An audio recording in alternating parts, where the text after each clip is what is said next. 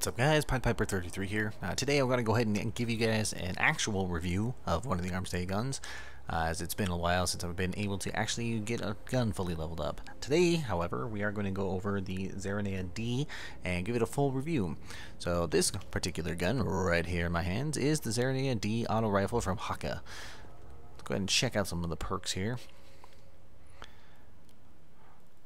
Alright, so the perks that we have going for this is the GA post, which is essentially the iron sights for the gun as a scope, and we have an LD watchdog as an actual scope. As you can see here is an ACOG scope, which is providing you a fairly nice zoom, gives you an easier red dot sight to acquire targets with, and it also does have the bonus of highlighting dangerous enemies and guardians that have charged super. So dangerous enemies, basically anything that's, I believe, either full health or yellow bar health. Either way, we're going to go ahead and use the GA post for the review. We also have partial refund, which is going to be putting stuff back in the magazine after you get assists. Counterbalance, which is going to be increasing the stability, which is fantastic for an auto rifle. The last column here we have single point sling, which is fantastic for PvP, which you're going to be able to switch weapons faster and move quicker while you're aiming down sights, which is great when trying to kind of twitch shoot. We're also going to have speed reload, which personally I think is kind of a waste of a slot, mostly because the reload bonus, as you can see there, is very, very minimal. And rifled barrel is the last one, which is going to be dropping your reload speed very minimally with a massive bonus to your range.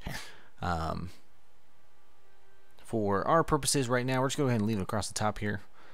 And yeah, let's go ahead and have a look at this. Ooh, it's so nice. I like it anyway. I've said this before in previous videos, but the gun itself reminds me of the Scar Heavy assault rifle that we have here in real life instead of, you know, space life here. Anyway, let's go ahead and have a look at the recoil patterns. So this is an unassisted recoil pattern. There are 40 rounds in the magazine, which is pretty awesome. But as you can see, it's basically up and slightly to the left. Obviously, being an auto rifle, you're going to be seeing jumping around every now and again. Aiming down sights, however, it does provide significantly easier to manage the recoil. Look at that. It's beautiful. It's almost as good as the Serious auto rifles. Managing the recoil on this after you aim down sights is much easier as long as you remember where the recoil pattern is and know what you're doing with the thumbsticks. So you can see that's pretty tight. Let's go ahead and move the review into some practical gameplay here. Now, as you can see here, we're going through some of the strikes just to give a kind of an idea on how it performs in the heroic strike lists. It does pretty well against regular enemies. Against majors and ultras, it tends to not do so great. Later on in some of the clips here, you'll see that you're trying to take down some of the servitors, and it was not doing so great there.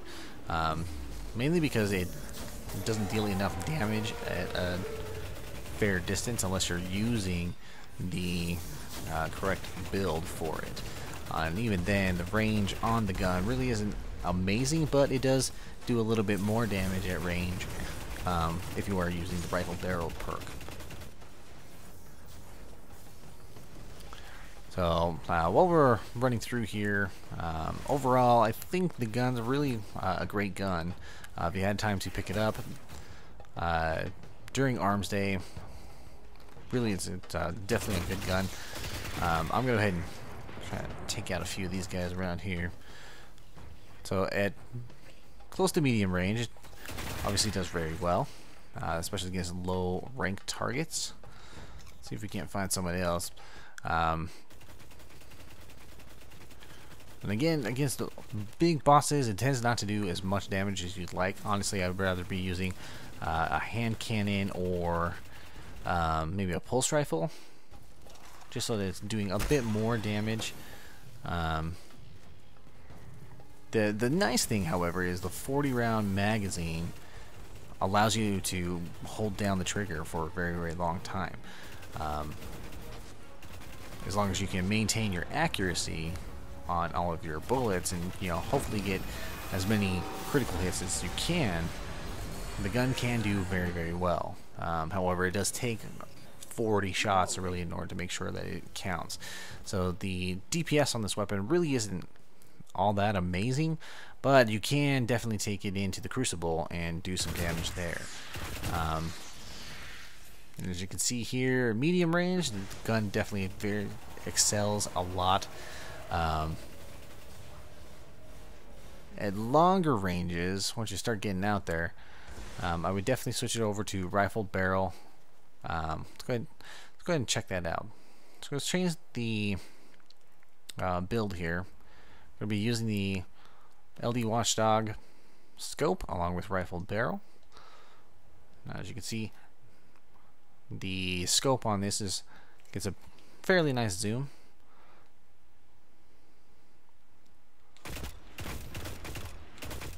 And we're highlighting majors.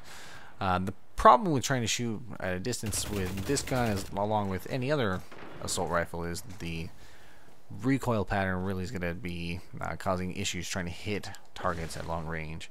The Watchdog sight is pretty good for maintaining accuracy regardless of the distance. If you don't like the housing for the sight and they feel like it's getting in the way because it takes up too much screen space, you can definitely switch back over to the iron sights. I've been using that. I've done fairly well with it. Apart from that, let's go ahead and just cut into some PvP gameplay here. Well, what a fun place to test the weapon. My worst level. Off we go.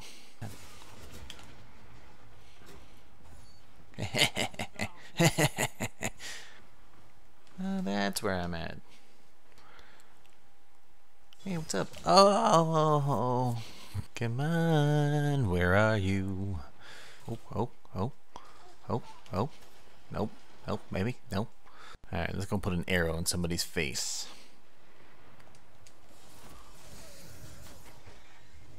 How did that miss? Enjoy being dead. Oh.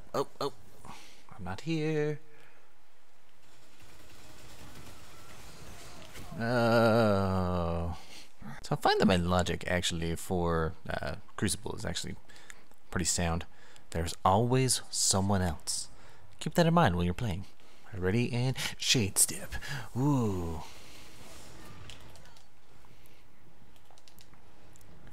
Shade step for the win. Oh, not for that one.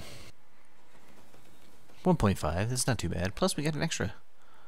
It's crap, but at least it's extra. Alright, so we didn't do so well in PvP, but the gun really does do well there as well. It doesn't do as well as I would say some of the Suros assault rifles. However, it can be very, very good as long as you get more practice in with it. I haven't really played a whole ton in the Crucible with this, but I've had quite a bit of fun. Overall, the big questions are going to be whether or not to buy it.